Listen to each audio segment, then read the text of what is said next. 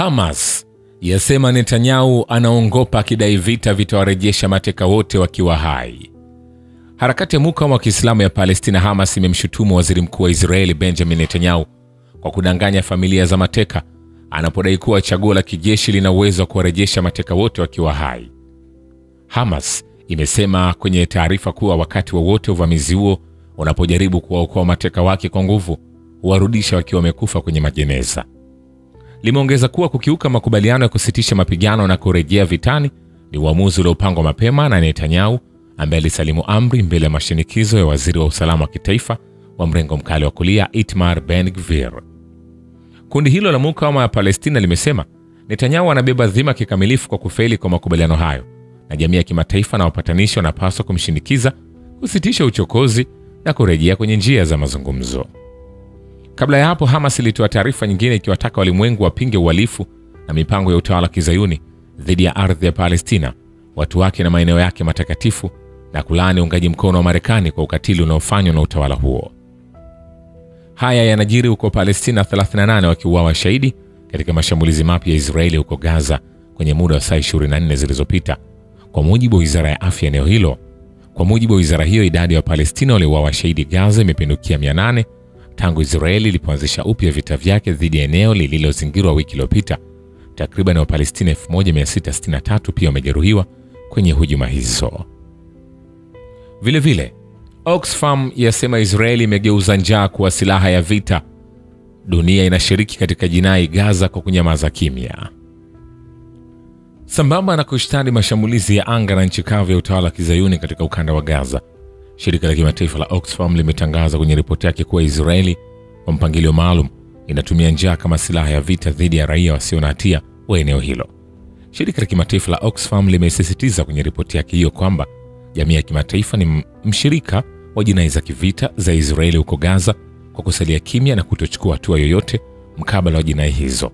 Oxfam imetahadharisha kuwa kuendelea mzingiro dhidi ya Gaza, kuzuia njia za kupitisha misaada, kuendelea kushambuliwa miundombinu na utoaji wa amri za kuwalazimisha watu kuhama katika eneo hilo, si tu kwamba kumesababisha operesheni za kibinadamu kusitishwa kwa kiasi kikubwa, bali pia kumezidisha pakubwa hatari ya kuenea njaa kwa Palestina zaidi ya milioni 1.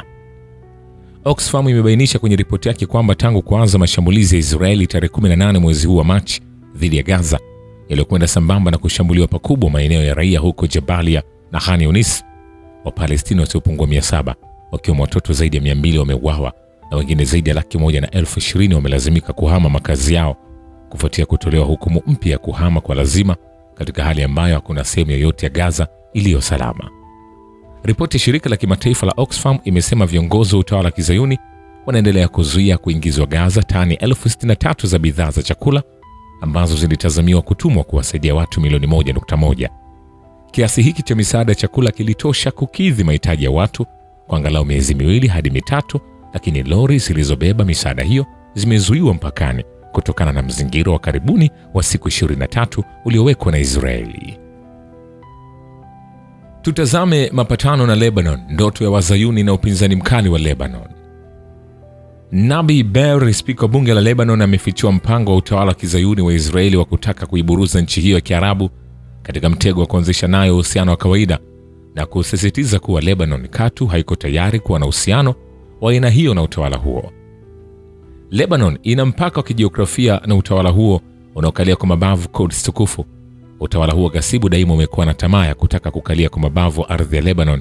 Katika miaka 1980, utawala wa kizayuni uliteka maeneo ya kusini mwa Lebanon, ambapo hatimaye ulilazimika kuondoka kwenye eneo hilo kwa madhila mwaka 2000 kutokana na mukawama wa vikosi vya Hezbollah. Uwepo wa Hezbollah katika uga wa kisiasa na kijeshi kwa Lebanon daima umekuwa kikwazo kikubwa katika kufikia malengo ya utawala huo wa kibaguzi. Nafasi ya Hezbollah katika medani ya kisiasa Lebanon bila shaka ni kikwazo kikubwa mkabala wa tamaa na siasa zozote za utawala wa kizayuni za kutaka kuwa na uhusiano wa kawaida na Lebanon. Kufuatia kuwa washahidi Saidi Hassan Nasrullah, hayati katibu mkuu wa Hezbollah nchini Lebanon, na utawala huo mnamo Septemba 2024, na pia kuingia madarakani huko Marekani Rais Donald Trump, dalili zimeanza kuibuka za juhudi zinazofanywa na Tel Aviv na Washington kwa ajili ya kuanzisha uhusiano wa kawaida kati ya utawala wa kizayuni na Lebanon. Dhana ya utawala wa Kizayuni na Marekani ni kwamba kukiwa na rais na waziri mkuu mpya nchini Lebanon, kuna uwezekano wa kuanzisha uhusiano wa aina hiyo kati ya pande mbili. Kuhusiana na hilo, kwenye kipindi cha wiki kadhaa zilizopita, kumechapishwa ripoti kadhaa kuhusu mienendo ya kutiliwa shaka ya Marekani na utawala wa Kizayuni ya kujipenyeza katika medani ya kisiasa Lebanon kwa kutumia vibaya udhaifu wa serikali na rais wa nchi hiyo. Gazeti la Al-Akhbar limeonya katika moja ya ripoti zake kwamba Marekani inataka kuwahimiza wanadiplomasia na wanasiasa wa Lebanon washiriki kwenye mikutano ya moja kwa moja na maafisa wa Israeli mbele ya wakilishi wa Marekani na Ufaransa. Mjumbe wa Rais Donald Trump wa Marekani kwenye eneo hilo, Stephen Witkoff, hivi karibuni alielezea matumaini yake kuhusu uwezekano wa Saudi Arabia kujiunga na mapatano ya maridhiano na Israeli, akisema kwamba matukio ya kisiasa katika eneo hilo yanaweza pia kujumuisha Lebanon na Syria, na kwamba Lebanon hivi karibuni itaingia kwenye mkondo wa makubaliano ya maridhiano na Israeli, kama ambavyo Syria pia inasemekana kuwa kwenye mkondo huo huo. Hata hivyo, juhudi hizi zinaonekana kutokana na Washington na Tel Aviv kutoelewa vizuri hali ya kisiasa ndani ya Lebanon. Hezbollah inafadhilisha kuwa na subira wakati huu ili kuzuia vita vingine, lakini subira na kimya hiki kamwe hakimaanishi kwamba itaendelea kukaa kimya mbele ya masuala ya kufedhehesha na kutovumilika kama juhudi za kuwa na uhusiano wa kawaida wa utawala wa Israeli. Mbali na Hezbollah, kuna makundi mengine ya kisiasa huko Lebanon ambayo hayakubali kabisa kuanzisha uhusiano na utawala wa Kizayuni. Mbali na makundi ya kisiasa, sehemu kubwa ya wananchi wa Lebanon pia inapinga vikali kuanzisha uhusiano na utawala wa Kizayuni. Kwa hakika, kuchukizwa Lebanon na utawala wa Kizayuni na kuona kwa utawala wa kivamizi unaotenda jinai za kutisha dhidi ya watu wasio na hatia ni sehemu ya utambulisho wa watu walio wengi wa Lebanon. Ni kwa kuzingatia hali hiyo ndipo Nabii Berri, spika wa bunge la Lebanon, akafichua kwamba adui Mzayuni anakusudia kuiburuza Lebanon katika mazungumzo ya kisiasa ambayo yatapelekea kuanzisha uhusiano kati ya pande mbili hizo, suala ambalo amesisitiza kuwa Lebanon hawako tayari kulikubali.